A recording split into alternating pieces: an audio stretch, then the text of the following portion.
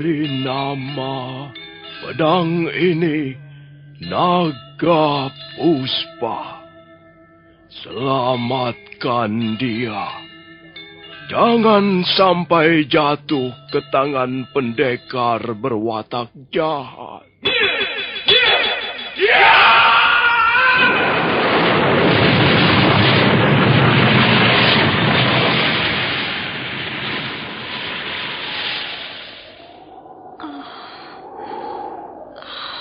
Kakang Kamandanu, kau masih juga tidak percaya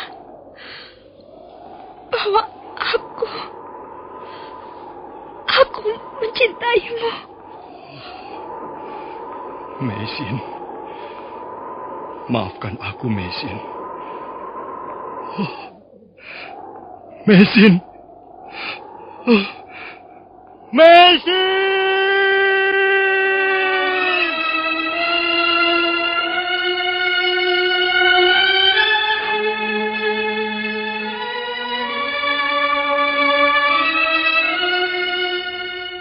Tutur Tinula.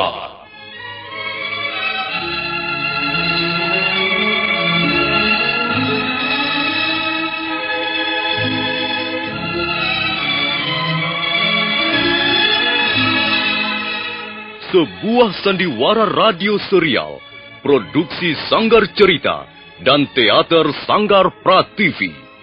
Sebuah kisah dengan latar belakang sejarah runtuhnya Singasari dan berdirinya Kerajaan Majapahit.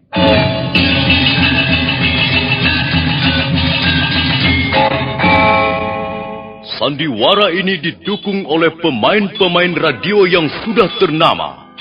Ferry Fadli, Yvonne Rose, dan Eli Ermawati.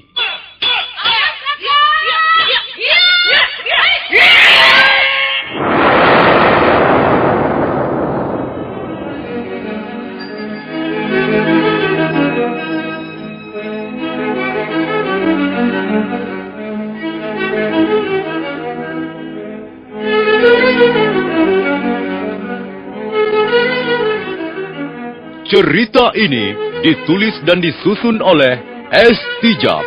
Teknik dan montase dikerjakan oleh Rudi Tinangon dan Joko SP. Sutradara Y. Rudi Wartono. Kali ini mengetengahkan episode ketiga dengan judul Daun-Daun Bersemi Lagi.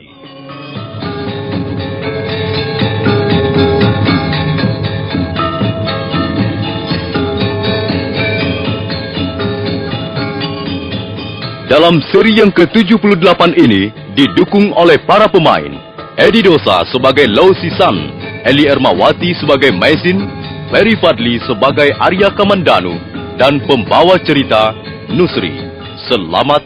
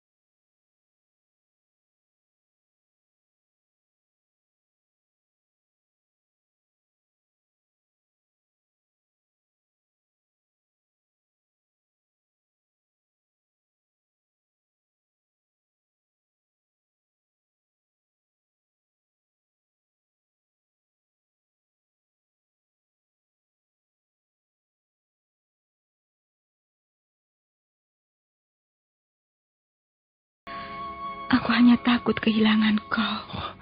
Kau tidak pernah kehilangan aku. Di dunia ini tidak ada yang pernah kehilangan.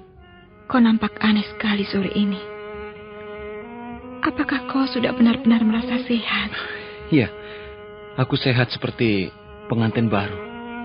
Apakah kau tidak percaya? Aku percaya. Aku percaya loh. Dalam saat-saat seperti ini, aku terkenang masa silam kita loh. Iya. Masa silam kita di negeri leluhur yang indah. Tapi negeri tempat kita berpijak sekarang ini pun tidak kurang indahnya. Lihat saja. Alamnya sangat cantik dan ramah. Kalau kita sedang begini, seolah-olah di dunia ini tidak terdapat kejahatan ya lo ya. Sudahlah Messing. Jahat dan baik hanyalah bumbu dalam kehidupan ini. Janganlah terlalu dipikirkan. Yang penting kita bisa menerima keadaan, betapapun pahitnya keadaan itu. Lo, apakah tak pernah terlintas dalam angan-anganmu untuk pulang ke negeri leluhur kita? Lalu apa yang akan kita cari di sana? Di mana-mana sama saja, Messing. Dunia menjadi indah atau menyakitkan adalah karena diri kita sendiri. Kenapa kau diam dan mendesah? Kadangkala aku teringat kembali saat-saat perkawinan kita loh. Saat perkawinan yang mana? Ya, saat kita sudah resmi menjadi suami istri. Sayang sekali, saat-saat seperti itu begitu cepat berlalu. Itu hanya perasaanmu saja. Bukankah sekarang ini kita juga sedang bergelimang keindahan? Tapi loh, aku takut saat seperti sekarang ini pun akan segera berlalu. Jangan takut. Jika kau takut, maka kau tidak akan bisa menikmati apa-apa. Sang pemberi hidup sudah memberikan segalanya pada kita. Mengapa harus takut? Loh, di sini angin terlalu keras. Kita kembali saja ke bangunan tua itu. Kau kulihat juga belum makan apa-apa sejak siang tadi? Tunggu sebentar. Ada yang ingin kutanyakan padamu. Soal apa? Soal laki-laki pengembara yang aneh itu. Ada apa dengan dia? Bagaimana pendapatmu tentang orang itu? Bagaimana pendapatku tentang dia? Iya. Ya, kukira dia cukup baik. Dia bisa dipercaya. Iya. Kalau begitu aku sependapat denganmu. Dia memang baik. Seorang laki-laki yang tegar dan pemberani. Tapi nampaknya Tuan Kamandanu mempunyai masalah pribadi yang cukup berat. Iya, aku juga mendapat kesan begitu. Dia sering duduk menyendiri, melamun sendirian di tempat yang sunyi. Orang itu sepertinya mempunyai dunianya sendiri, yang tak ingin diusik oleh orang lain. Iya. Mari kita kembali saja, loh. Di sini angin terlalu keras.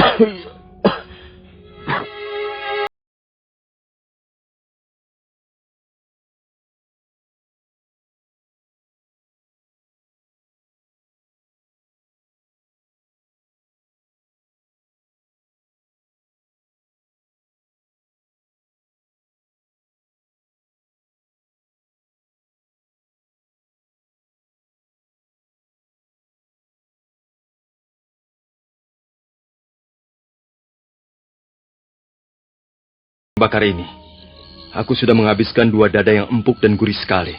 Terima kasih, Tuan. Kau mau, loh? Mari kupotongkan sayapnya sebelah. Sudah, tidak. Sudah cukup. Aku baru saja melahap sepotong paha. Sudah, cukup. Tolong ambilkan saja aku air minum. Kau mau minum rupanya. Ini, minumlah.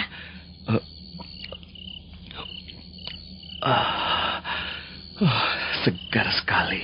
Di sekitar tempat ini, banyak sekali burung ayam-ayaman. Sekali waktu ada juga 2 atau 3 ekor merak. Pokoknya kita bisa tinggal 1 tahun di tempat ini tanpa harus merasa kelaparan. Suami saya juga bekas seorang pengembara. Maka hal-hal seperti ini dia sudah biasa, Tuan. Iya. Di negeri kami juga banyak bekas-bekas bangunan tua yang sudah tidak dipakai lagi. Biasanya letaknya di dalam hutan.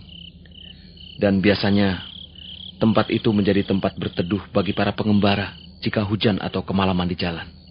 Tempat seperti ini ada banyak sekali di kaki Gunung Arjuno. Saya melihat banyak guratan lukisan pada dinding batu ini. Ya, kalau tidak salah, guratan lukisan ini mempunyai kisah tentang agama Siwa. Iya. Raja Singasari yang terakhir adalah seorang Siwa Buddha. Dia banyak membangun tempat-tempat pemujaan seperti ini di sekitar istana.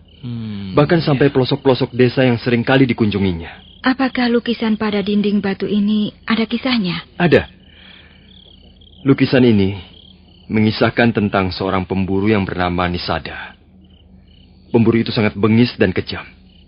Dia pekerjaannya membunuh dan membunuh binatang tanpa belas kasihan. Hidupnya penuh dilumuri oleh darah binatang yang berhasil menjadi korban tombak atau anak panahnya. Kemudian, suatu ketika pemburu itu mengadakan sesaji yang istimewa pada Batara Siwa. Mengapa sesaji itu istimewa? Iya, sebab dia mengadakan sesaji di atas pohon. Dan pada saat itu bertepatan dengan malam Siwaratri. Menurut kepercayaan, sesaji yang diadakan bertepatan dengan malam Siwaratri, maka dosa orang itu akan diampuni. Dan jika meninggal, kelak maka rohnya akan masuk ke alam nirwana. Rupanya guratan lukisan ini ada ceritanya. Semula aku kira hanya berupa hiasan dinding belaka. Lau, sebaiknya kau tidur. Pakailah selindangku ini untuk selimut. Udara mulai dingin. Iya, sebaiknya suamimu istirahat. Ajaklah dia berbaring. Aku akan menunggu di sini. Kalian tenang saja. Tidurlah. Biar aku yang berjaga-jaga. Ayo, Lo. Aku akan tidur di sebelahmu.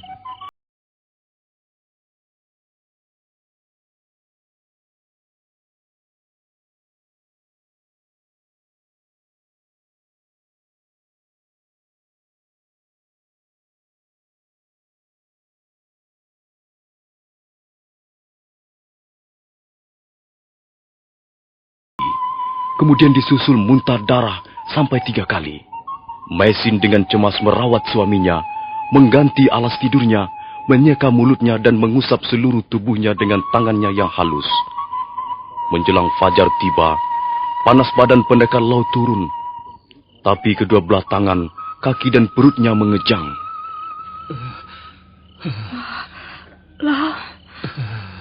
Lo suamiku. Apa yang kau rasakan, Lo? Mei, aku kedinginan. Dingin sekali. Aku akan mendekapmu, Lo. Aku akan terus mendekapmu supaya kau tidak dingin lagi. Apakah benar yang baru saja kulihat ini? Apa yang kau lihat, Lo? Kau melihat apa? Aku melihat Paman Maboyi berdiri di situ, di tengah pintu masuk ke bangunan tua ini, Mei. Dia mengenakan jubah putihnya, dan jubah putihnya itu melambai-lambai tertiup angin malam, Maisin. Tidak ada siapa-siapa. Hanya ada Tuan Kamandanu di serambi bangunan tua ini. Dia sedang duduk di dekat perapian. Tapi aku melihat jelas sekali. Paman Maboyi, ayah angkatmu itu tersenyum padaku. Kemudian dia menatapku dengan sedih. Air matanya sampai berlinang-linang, Maisin. Dan air mata itu jatuh bagaikan bola-bola kristal yang indah sekali. Sudahlah. Mungkin kau hanya bermimpi. Tidak, Maisin. Aku sadar. Aku tidak sedang bermimpi. Kemudian kulihat Paman Maboyi berpaling. Dan nampaknya sangat kecewa. Ya. Sebelum pergi dia menatapku sekali lagi. Tatapan sinar mata yang kecewa. Aku tidak tahu apa maksudnya. Aku tidak tahu apa maksudnya, Maisin. Loh, sudah. Kau jangan membuatku ketakutan. Sudahlah, Lo. Tidur saja. Dingin. Dingin sekali.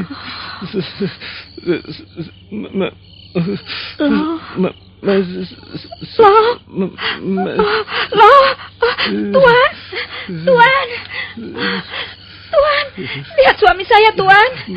Lihat, ada apa dengan suami saya?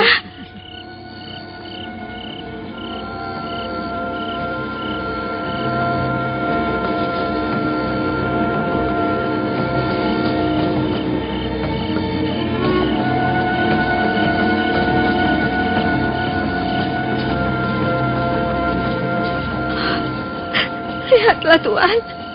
Lihatlah suami saya. Lidahnya keluh, seperti tertarik ke dalam. Oh, suamiku. Agaknya dia tidak tertolong lagi. Tubuhnya mulai kaku seluruhnya. Bagaimana keadaannya, Tuan? Bagaimana keadaannya? Aku tidak bisa berbuat apa-apa lagi. Apa maksud Tuan? Tubuh suamimu sudah berangsur-angsur menjadi kaku dan dingin. Jadi dia tidak tertolong lagi. Dia tak bisa sembuh lagi, maksud Tuan. Mesin, kau harus menerima kenyataan pahit ini. Kau harus merelakannya. Oh, tidak. Dia tidak akan mati. Dia akan sembuh. Kau tidak boleh mati, loh. Kau akan sembuh. Oh, loh. Loh, suamiku. Oh, loh, suamiku.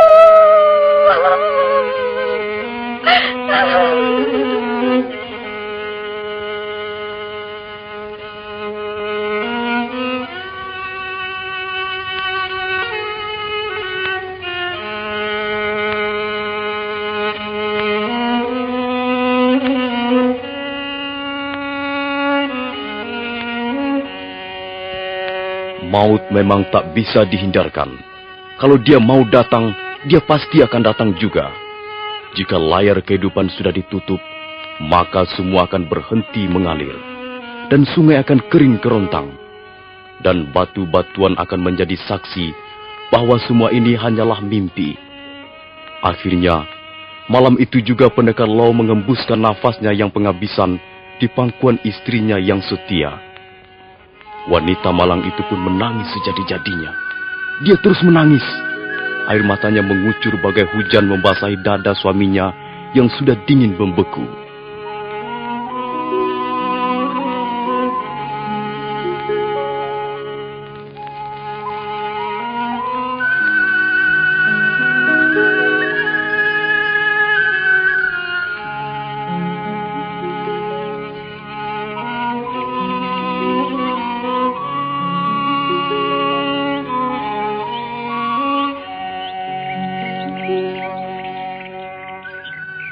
Sudahlah, kau harus merelakannya. Tidak, suamiku tidak mati. Lo masih hidup. Kau harus melihat kenyataan ini.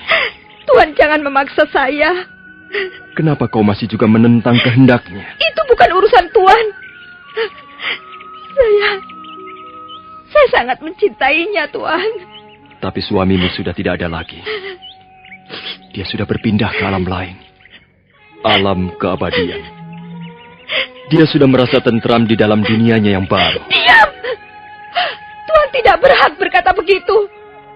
Suami saya masih hidup. Lo masih hidup. Dia tidak akan mati. Bukankah demikian, Lo? Bukankah kau masih hidup? Bukankah kau hanya tidur, sayang? Iya, kau hanya tidur. Aku tahu kau lelah sekali. Kau memang butuh tidur. Tidurlah, Lau. Aku akan menjagamu di sini, di sampingmu. Kau tidak usah khawatir. Nanti, kalau kau terbangun, kita akan jalan-jalan lagi. Kita akan menikmati hidup sepuas-puasnya. Bukankah kau sudah berjanji akan membahagiakan aku, istrimu, Nah, aku percaya kau akan menepati janjimu. Sekarang tidurlah, Lau. Tidurlah dengan tenang. Aku akan menjagamu. Menjagamu. Senantiasa menjagamu. Di sampingmu.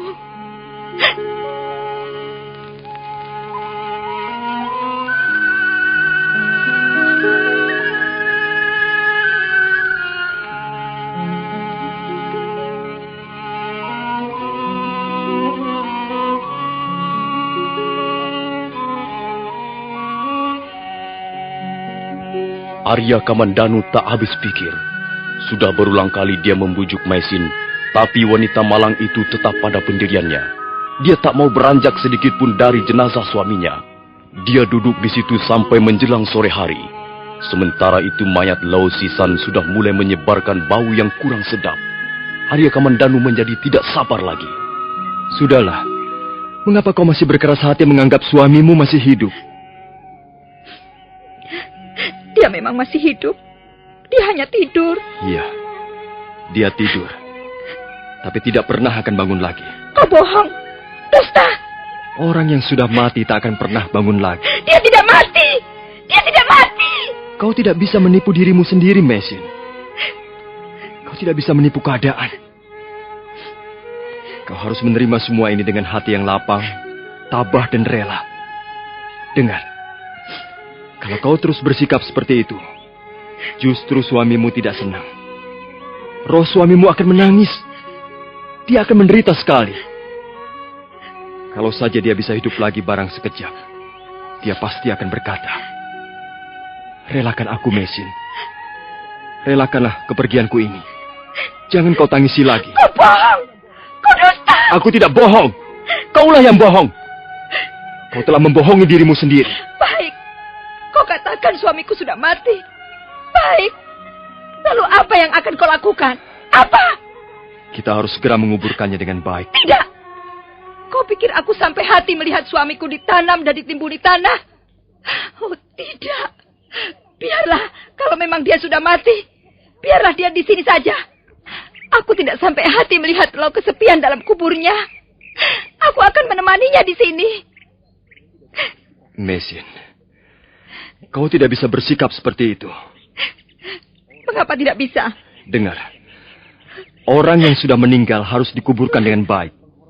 Itu merupakan salah satu cara kita untuk melakukan penghormatan padanya. Kalau kau membiarkan jasad suamimu terus terbaring di sini dan membusuk, arwah suamimu pasti akan marah sekali. Karena itu berarti kau tidak menghargai dia. Bahkan kau telah menghina dia. Lau. Apakah akhirnya kita harus berpisah sampai di sini? Lau. Mengapa? Mengapa kau tinggalkan aku, Lau? Mengapa kau tega meninggalkan aku sendirian di negeri ini? Oh, Lau. Lau. Jawablah. Jawablah pertanyaanku ini, Lau.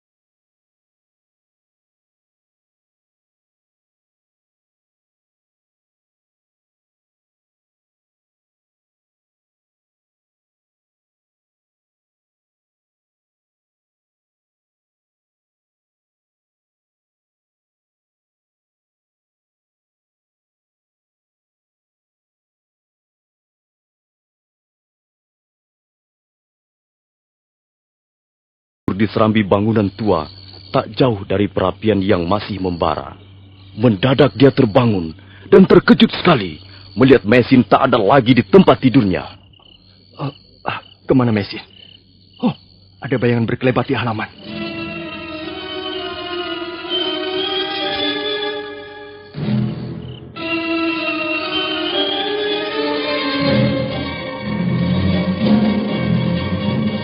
Oh, Mesin? Kaukah Mesin? Apa yang kau lakukan di sini? Tuan, kuharap Tuan jangan mendekati saya. Apa yang akan kau lakukan? Tuan telah banyak membantu kami. Dan Tuan telah banyak membantu saya selama merawat suami saya sampai meninggal. Tapi bukan berarti Tuan boleh terus ikut campur urusan pribadi saya. Awas, Tuan jangan coba-coba mendekati saya. Kalau Tuan masih nekat, saya akan melompat ke dalam jurang.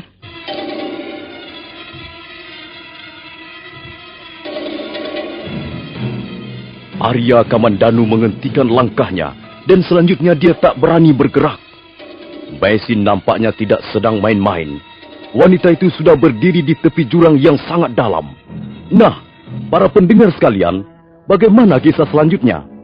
Silakan mengikuti seri berikutnya. Sampai jumpa.